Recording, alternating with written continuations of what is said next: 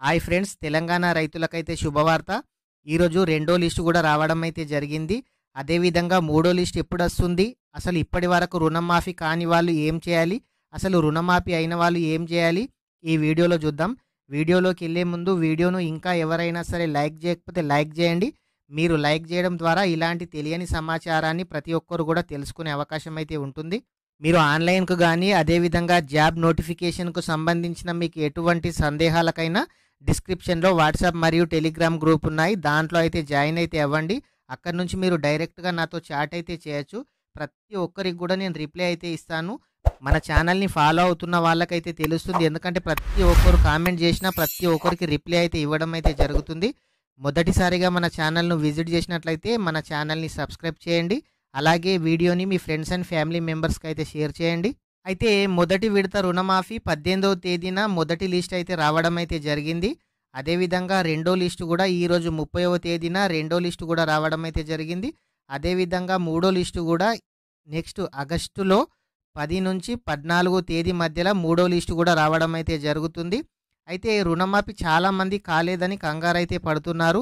అయితే రుణమాఫీ కాని వాళ్లకు ఆధార్ కార్డులో ఒకలాగా పేరు, అదేవిధంగా బ్యాంక్ అకౌంట్లో, పట్టా పాస్బుక్లో మూడిట్లో సేమ్ పేరు లేకుండా ఏదైనా స్పెల్లింగ్ మిస్టేక్ ఉన్న వాళ్ళకైతే రుణమాఫీ అయితే కాలేదు.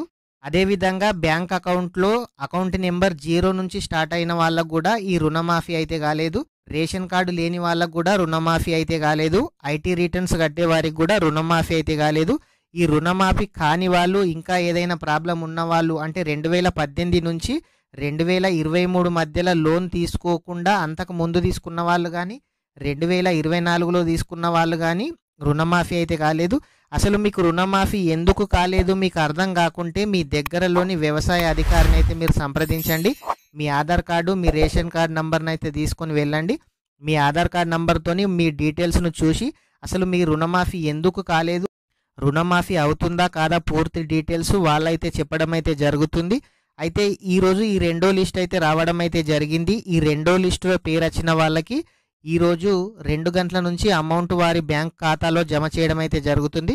ప్రతి ఒక్కరు కూడా రెండో లిస్టులో పేరు వచ్చిన వాళ్ళు 1వ తేదీ నుంచి అయితే బ్యాంకుకి అయితే వెళ్ళాలి. బ్యాంకుకు వెళ్ళి మీ పట్టా పాస్బుక్ జిరాక్స్, మీ ఆధార్ కార్డ్ జిరాక్స్, మీ బ్యాంక్ అకౌంట్ జిరాక్స్, ఒక పాస్పోర్ట్ సైజ్ ఫోటో, అదేవిధంగా 1B పహాని తీసుకెళ్ళినట్లయితే మీకు సేవింగ్ అకౌంట్లో వాళ్ళు అమౌంట్ను ట్రాన్స్ఫర్ చేయడం అయితే జరుగుతుంది. ప్రభుత్వం మీ లోన్ అకౌంట్లో వేస్తారు. బ్యాంకుకి వెళ్ళినట్లయితేనే వాళ్ళు మీ సేవింగ్ అకౌంట్లోకి ఈ మనీని అయితే ట్రాన్స్ఫర్ చేస్తారు. మీ సేవింగ్ అకౌంట్లోకి వచ్చిన తర్వాత మీరు ఈ అమౌంట్ను అయితే వాడుకోవచ్చు.